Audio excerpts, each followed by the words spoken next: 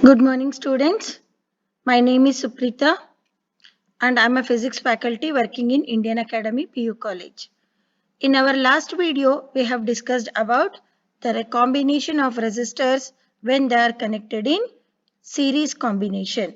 So today, we are going to discuss about the resistors when they are connected in parallel. Let's find out the equivalent or total resistance obtained in parallel combination. So when does the resistors are said to be in parallel combination? So let us start with the derivation. So here consider the three resistors.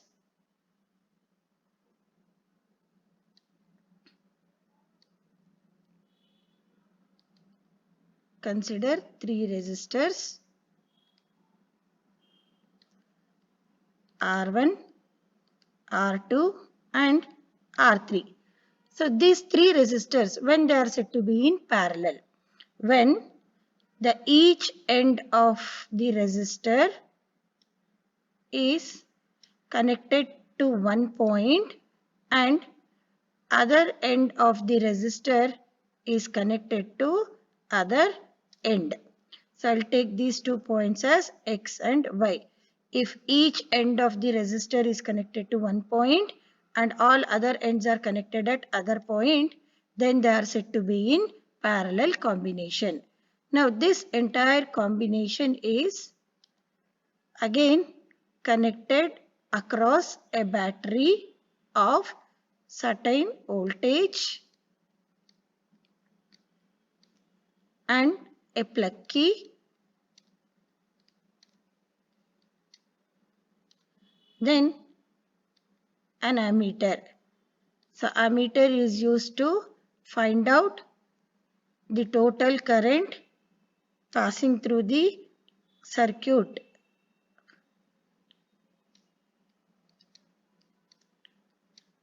And here we are going to connect a voltmeter to find out the total potential difference across the combination of resistors. So here when the battery is turned on, let I current flows through the circuit in this direction. See, up to here the current remains I. When it comes here, it is a junction. In this junction, the current starts to divide. So let us consider I1 be the current flowing through the first resistor, I2 be the current flowing through second resistor, and I3 be the current flowing through third resistor. So it will pass and again join at the junction Y and they will combine back and will give you the total current. So from this diagram we can conclude that in parallel combination of resistors, the total current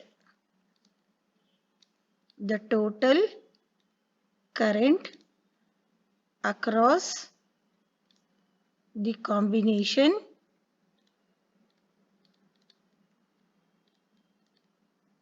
is I equal to I1 plus I2 plus I3. Consider this as equation number 1.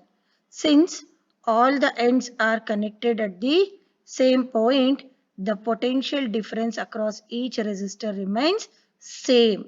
Only current through the circuit divides. So the total current can be written as I1 plus I2 plus I3. The current through first resistor, current through second resistor and current through the third resistor. So here all the three resistors can be replaced by a single resistor called as RP, which is nothing but our equivalent resistor. Equivalent resistor or equivalent resistance or total resistance. When we replace the combination by a single resistance, the total potential difference and total current across the circuit remains same. Then the total current across this equivalent resistance can be written as I is equal to V divided by R into P. I'll take this as equation number 2. Now, applying Ohm's law for each resistor. Applying Ohm's law for each resistor, we get I1 is equal to V by R1,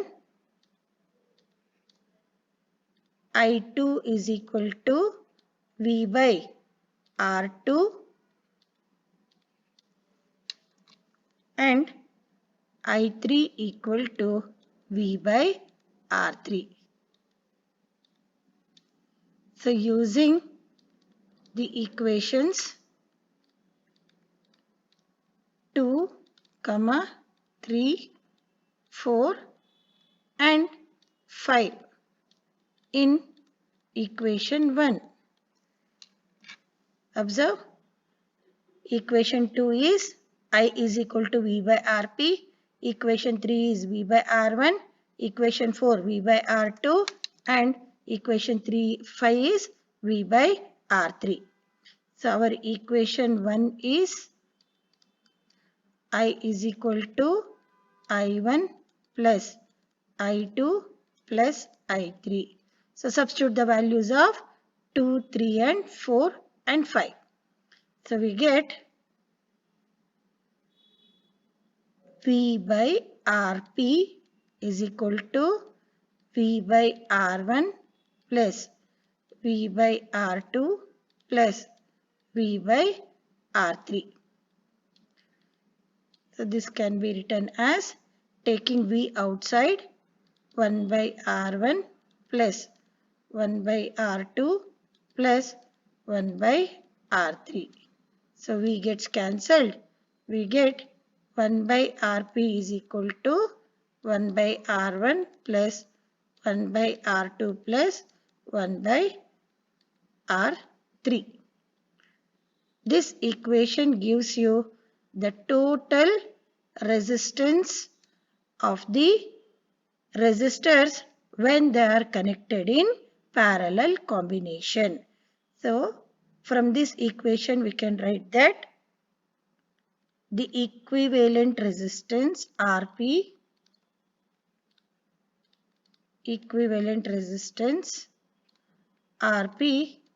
is equals to the